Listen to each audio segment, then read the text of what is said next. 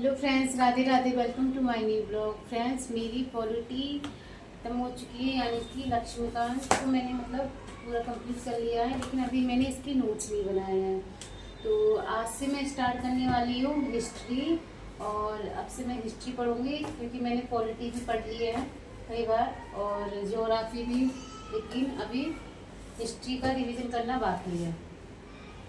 तो फ्रेंड्स, अगर आप मेरा ब्लॉग पहली बार देखेंगे आज, तो प्लीज़ मेरे ब्लॉग के लास्ट तक बने रहिएगा, क्योंकि मैं एक टारगेट रखती हूँ कि मुझे कितने दिन में अपनी हिस्ट्री की, जैसे कि मैंने 0 से उठाई है एनसीईआरटी, 0 लेवल से ही मैं पढ़ती हूँ, और उसके बाद मैं 15 दिन में या 16 दिन में अपनी पूरी एनसीईआरटी कंप्लीट कर देती हूँ। ये नहीं है कि हम सिर्फ एनसीईआरटी ही पढ़ना है और एनसीईआरटी को ही कवर करेंगे, उसके साथ स्पेक्ट्रम बुक है, ये सारी चीज़ों को लेके चलेंगे। 15 से 20 दिन हो जाते हैं पॉलिटी हिस्ट्री पढ़ने में, और हिस्ट्री एनसीईआरटी होती है, स्पेक्ट्रम बुक होती है, और स्पेक्ट्रम बुक इतनी छोटी तो है नहीं कि हम उसे 4 दिन में कंप्लीट कर दें, तो 15 से 20 दिन मुझे लग जाते हैं।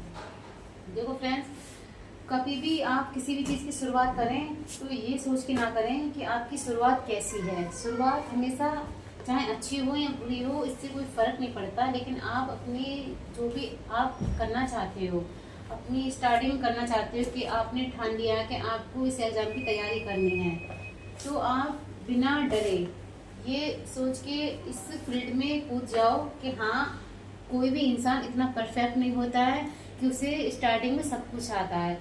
धीरे धीरे पढ़ते पढ़ते हमें सारी चीज़ें समझ में आने लगती हैं, और लास्ट में ये होता है कि हम बेहतर से बेहतर करके दिखाते हैं। पर ये पॉसिबल जब होगा जब हम अपनी तैयारी को अच्छे से करेंगे और मन लगा के पढ़ाई करेंगे। इसलिए आपकी शुरुआत कैसी है ये मैटर नहीं करता है, मैटर ये करता है कि आपका अंत कैसे होगा, यानी कि आपका एग्ज़ाम क्लियर होगा भी या नहीं, ये तो तभी मालूम पड़ेगा ना जब आप अपनी तैयारी को अच्छे से करेंगे। इसलिए फ्रेंड्स, अब मैं हिस्ट्री मैंने उठा ली है, और मैं आपको दिखाऊंगी कि हिस्ट्री की एनसीईआरटी टोटल मेरे पास कितनी है। आप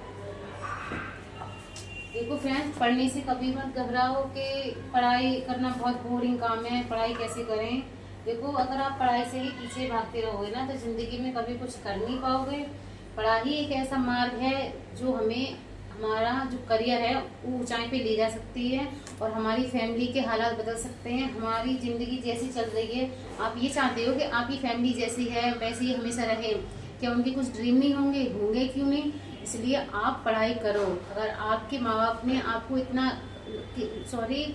लायक बनाया है कि आप आगे कुछ कर सकते हो, तो और उसे बेहतर करो, क्योंकि उनके बस में जितना था उन्होंने किया। अब आपकी बारी है कि आप उनके लिए कुछ करो, और ये आपकी जिम्मेदारी बनती है कि उनकी जो हालात हैं उनके हालातों को सही करना। देखो, माँ बाप की जिम्मेदारी यहाँ तक होती है कि बच्चों को पढ़ाना लिखाना, उनकी देखभाल करना। जब बच्चे मैच्योर हो जाते हैं तो उनकी जिम्मेदारी बन जाती है उनका ख्याल रखना, उनके सपने पूरे करना। हर माँ बाप यही सोचते हैं कि हमारा बच्चा बस पढ़ाई लिखाई करे और उसका अच्छा नाम हो सोसाइटी में, और बहुत काम इतना तो काबिल हो जाए कि उसे ज़िंदगी में किसी के आगे हाथ फैलाने की ज़रूरत ना पड़े। इसलिए आप बिना डरे सहमे ये सोचे समझे कि तैयारी में गाइड करने वाला कोई नहीं है, कैसे आगे बढ़ेंगे, ये सारी चीज़ें आपको मैटर नहीं करनी चाहिए। देखो, यूट्यूब पर ऐसी बहुत सारी क्लासेस हैं, आप उन्हें देखेंगे तो आप ऑटोमेटिक गाइड हो जाएंगे फ्रेंड्स, और आपको किसी की गाइडेंस की ज़रूरत नहीं पड़नी चाहिए। अगर आप मिडिल क्लास फैमिली से हैं तो आपकी लाइफ में ऐसी बहुत सारी प्रॉब्लम आती हैं कि आपको डेली सामना करना पड़ता है, जैसे कि फाइनेंशियल प्रॉब्लम है आपको। आज भी हमारे समाज में ऐसे बहुत से गरीब परिवार हैं फ्रेंड कि अगर उन्होंने सुबह का खाना खा लिया तो उन्हें शाम का नहीं मालूम कि शाम को उनका खाना नसीब होगा भी या नहीं। तो अगर ऐसे घर के बच्चे अगर कुछ आगे बढ़ना चाहते हैं ना, तो ये बहुत अच्छी बात है और उन्हें करना भी चाहिए। देखो, भगवान ने अगर आपको इंसान का जन्म दिया है तो उसमें रिस्क लेना सीखो। बिना देखे करे एग्जाम बहुत टफ है, कैसे क्लियर होगा, क्यों नहीं होगा। अगर आप मेहनत करेंगे तो हो जाएगा। अगर आप पढ़े लिखे हैं, आपने डिग्री कर रखी है, आपने ग्रेजुएशन कर रखी है, तो क्यों नहीं होगा। आप बस मेहनत करो, मेहनत के बलबूते आप इस दुनिया में हर वो एग्जाम क्लियर कर सकते हैं जो आप क्लियर करना चाहते हैं, जिस पोस्ट पर आप खुद को देखना चाहते हैं। देखो फ्रेंड, मैंने ये बात कई बार शेयर कर चुकी हूँ अपने ब्लॉग में, कि शुरुआत में मुझे कुछ भी नहीं समझ में आता। मैं ये सोचती थी सपना तो देख लिया है पर ये पूरा कैसे होगा। फिर मैं ये सोचती धीरे धीरे क्यों नहीं होगा। देखो फिर मैं ऐसी वीडियो देखती थी जो बहुत मिडिल क्लास फैमिली से हैं और मतलब ऐसे आता था कि उनका बेटा SDM बना, रिक्शे चलाने वाला बेटा SDM बना या IAS ऑफिसर बनी। तो मुझे ये सारी चीज़ें को देख के बहुत अंदर से मोटिवेशन फील होता था। मैं ये सोचती थी तो मैं भी तो इसी सिचुएशन में से हूँ और इसी सिचुएशन में से निकल के आई हूँ, तो मैं क्यों नहीं कर सकती। मेरे माँ बाप ने बहुत मेहनत की मुझे पढ़ाने लिखाने में और फिर मेरी शादी हो गई और मेरे हस्बैंड अब मुझे फुल सपोर्ट करते हैं।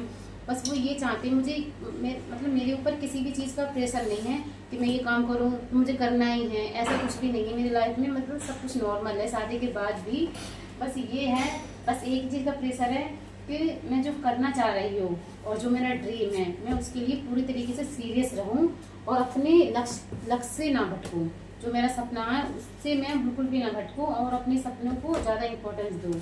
तो फ्रेंड्स, अगर आपका जो पार्टनर है, आप मैरिड हो, अगर आपका पार्टनर अगर आपसे ये उम्मीद रख रहा है तो आज के ज़माने में ये बहुत बड़ी बात है। इसलिए देखो आप जो कर रहे हैं और आपकी फैमिली में अगर आपका कोई भी सपोर्ट नहीं कर रहा है कोई बात नहीं, लेकिन आपका हस्बैंड सपोर्ट कर रहा है ना, तो ये बहुत बड़ी बात है। इसलिए मेहनत करो, वो सारे एफर्ट लगा के आपको पढ़ा रहे हैं लिखा रहे हैं, तो ये आपका भी फर्ज बनता है कि आप पढ़ाई करो।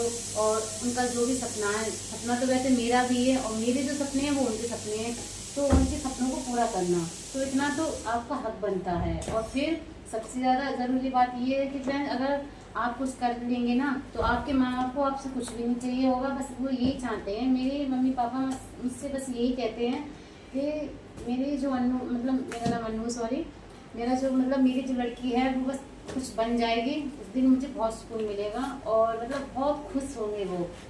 कम से कम कुछ भी नहीं चाहिए उन्हें, ये तो होगा कि हाँ उनकी बेटी ने ये किया है। और हर माँ बाप यही सुनना चाहते हैं और ताकि लोग कहें कि तुम्हारी बेटी ने इतना टफ एग्जाम क्लियर कर लिया।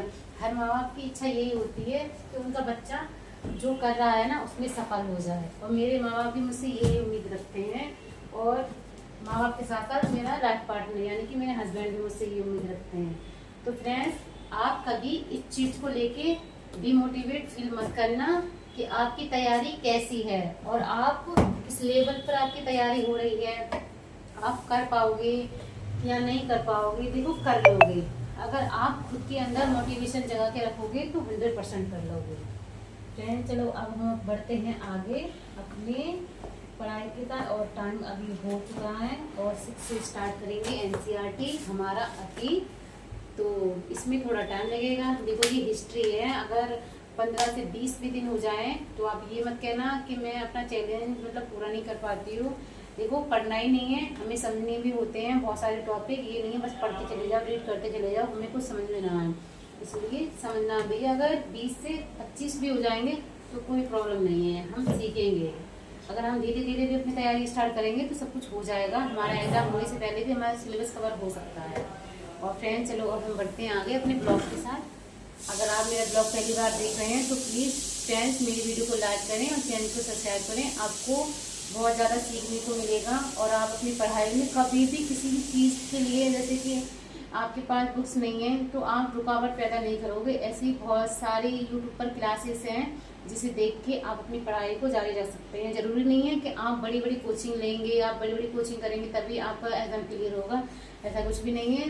जो घर होता है ना, घर से ज़्यादा स्कूल कहीं नहीं मिलता और घर पे पढ़ाई करना बहुत अच्छा लगता है फ्रेंड, क्योंकि मैं भी सेल्फ स्टडी करती हूँ।